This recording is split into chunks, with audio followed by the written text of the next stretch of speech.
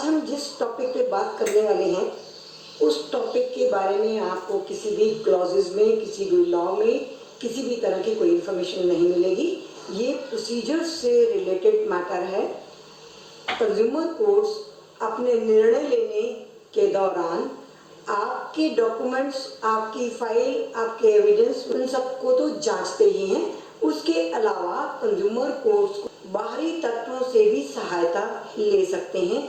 आपको इन 7 पॉइंट्स को ध्यान से देखना होगा और इस वीडियो को अंत तक देखिए।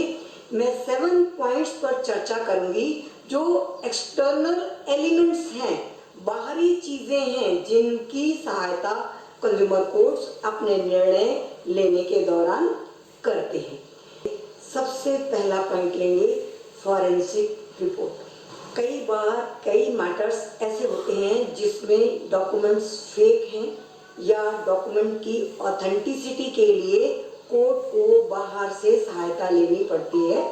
मान लीजिए कोई चेक का मैटर है और उस पर सिग्नेचर को वेरीफाई करना है, तो in that case also forensic lab को आपके ऑथेंटिक रिपोर्ट के लिए भेजा जाता है। आपका मटेरियल, आपके डॉक्यूमेंट्स को, आपके सिग्नेचर्स को ऑथेंटिकेट करने के लिए और ऑथेंटिसिटी डिसाइड करने के लिए रिपोर्ट मंगाई जाती है। इसका अपना एक प्रोसेस है।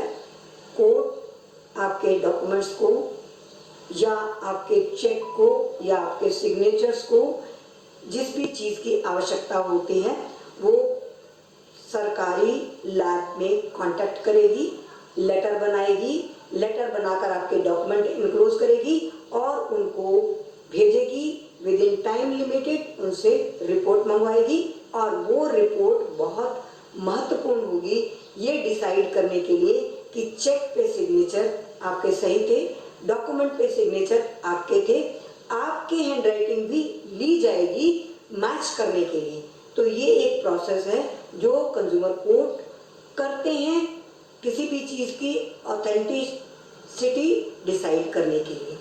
ये था पहला तत्व। और भी बहुत सारी चीज़ें होती हैं जिनके लिए टेस्टिंग की आवश्यकता पड़ती है। दूसरा तत्व है टेस्टिंग लैब की ऑथेंटिक रिपोर्ट मंगवाना। मोस्टली फूड आइटम्स में आपका ब्रेड है, पनीर है, मिनरल वाटर्स है या कोई भी ड्रिंक्स हैं, इन सब चीज़ों की टेस्टिंग के लिए भी टेस्टिंग लैब में इसी तरह से भेजी जाती है आपकी आइटम, जिस तरह से मैंने आपको पहले बताया फॉरेंसिक रिपोर्ट के लिए भी मंगाई जाती है। इसमें भी आपकी उस चीज़ को उसी समय डेट लिखकर पैक करके रख ली जाएगी। उसमें बाकायदा कोर्ट की मुहर लगती है, उसको सील किया जाता है और फिर उसको लैब में भेजा जाता है ये चेक करने के लिए कि उसमें क्या गलत था, क्या सही था। ये सारी चीज़ें, मान लीजिए ब्रेड है, पनीर है, आपने मैदा खरीदा, वो खराब निकला। जब खराब निकला तो आपकी खरीद की डेट और आपने जब कोर्ट में सबमिट की वो डेट महत्वपूर्ण होती है। इसलिए जब कोर्ट उसको सील करके अपने पास रखता है तो उस पर बाकायदा जितने भी जजेस प्रेजेंट होते हैं उनके सिग्नेचर और डेट लिखी जाती है, ताकि ये ऑथेंटिकेट किया जा सके कि इस पर्टिकुलर डेट में ये आइटम यहाँ पर सील करके कोर्ट में रख ली। अब उसकी जो भी कुछ टेस्ट करना होता है उसके लिए टेस्टिंग लैब में भेजा जाता है, पर्टिकुलर टाइम दिया जाता है और उस लिमिटेड टाइम के बीच में उसको मंगाया जाता है और तब उसके आधार पर टेस्टिंग होती है। जैसे आप कई बार बियर की बोतल में फॉरेन एलिमेंट था या कोल्ड ड्रिंक को पिया तो आपका पेट खराब हो गया, ये सारी चीज़ें जांचने के लिए लैब में टेस्टिंग के लिए भेजना होता और ये प्रक्रिया उसको फॉलो करनी होती है। उसके बाद एक्सपर्ट ओपिनियन। मोस्टली लोगों को एक्सपर्ट ओपिनियन से ये समझ में आता है कि शायद केवल मेडिकल नेग्लिजेंस के लिए ही एक्सपर्ट ओपिनियन की आवश्यकता होती। ऐसा नहीं है। एक्सपर्ट ओपिनियन हर चीज़ के लिए आवश्यक होती है। मान लीजिए कोई व्हीकल है, डिफेक्टिव है, आपने 1 बार, 2 बार, 3 बार डीलर को कांटेक्ट किया, डीलर ने चेक किया, चेक करके ठीक करके आपको भेज दिया और फिर आपने पाया कि आपका व्हीकल ठीक ही नहीं हुआ। उसमें आपको अंदेशा है कि कोई मैन्युफैक्चरिंग डिफेक्ट है, किंतु डीलर वो मानने को तैयार नहीं है, तब आप क्या करेंगे, आपको इसके लिए एक्सपर्ट ओपिनियन की आवश्यकता होती है। तो एक्सपर्ट ओपिनियन आप दो तरह से ले सकते हैं। एक तो आप खुद किसी भी ऑथराइज्ड डीलर के पास जाकर उनसे अपना व्हीकल दिखाकर उनसे रिपोर्ट ले सकते हैं। मान लीजिए मारुति की कोई आइटम है, आप मारुति की उसी डीलर के पास मत जाइए, किसी भी डीलर के पास जाइए, ऑथराइज्ड डीलर होना चाहिए मारुति का, उसको अपना व्हीकल दिखाइए, जांच करवाइए, उनके इंजीनियर्स उसकी जांच करेंगे, जांच करके वो रिपोर्ट बनाएंगे कि इस पर्टिकुलर व्हीकल में एक्चुअली क्या डिफेक्ट है।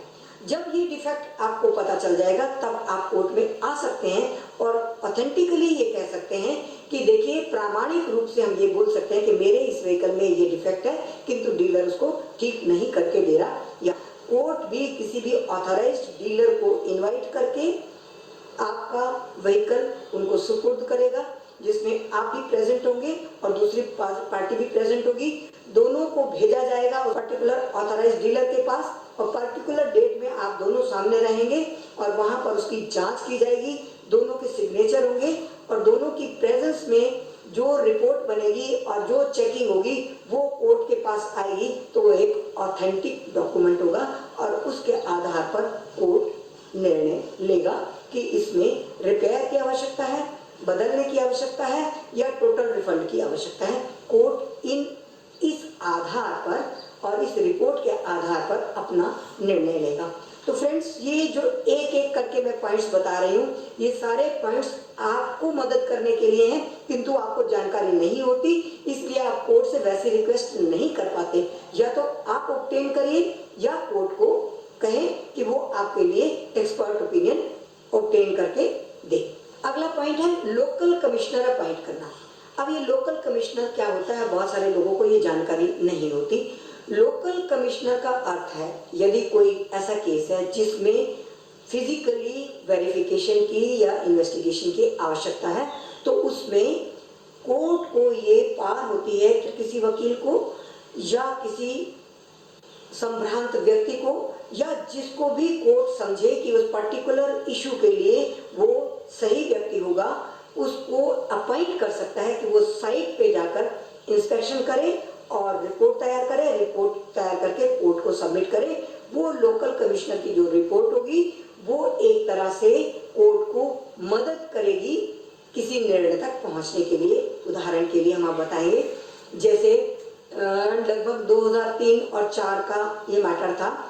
पानी की बोतल का केस पहली बार जब आया था कि बिस्लरी की कीमत 20 रुपये MRP थी, किंतु किसी सिनेमा हॉल में वो 40 रुपये की बेची जा रही थी और उससे 40 रुपये लिए गए और ये कहा गया, जब बुलाया गया कोर्ट में तो ये कहा गया कि हमने इनको सर्विसेज भी दी थी, केवल बिस्लरी की बोतल नहीं दी थी, हमने इनको बर्फ भी दी थी, बोतल को ठंडा करके दिया था, बोतल को ग्लास में डाल के दिया था, ग्लास में बर्फ भी दी थी और हमारे सर्विस बॉय ने इनको सर्विस भी दी थी।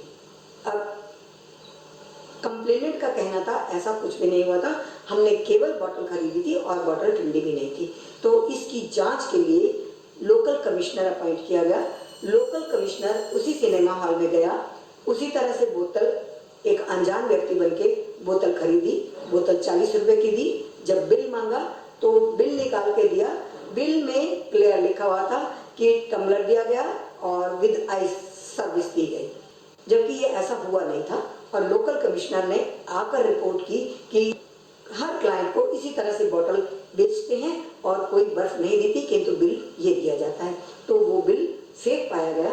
कोर्ट इस निर्णय पे पहुंचा कि not only that particular consumer, बाकी भी जितने कंज्यूमर्स ने पिछले कितने दिनों में बॉटल्स खरीदी थी, 20 रुपए की बजाय 40 रुपए पे किया था, उन सब के लिए भी पोटेंशियल कंज्यूमर के नाम पर उसको 2 लाख रुपया कंज्यूमर वेलफेयर फंड में जमा कराने के लिए और साथ में जो कंज्यूमर का एक्चुअल लॉस हुआ, मेंटल एगनी हुई, उसके लिए कंपनसेट किया गया और जो लीगल लिटिगेशन पे खर्च हुआ वो भी दिया गया।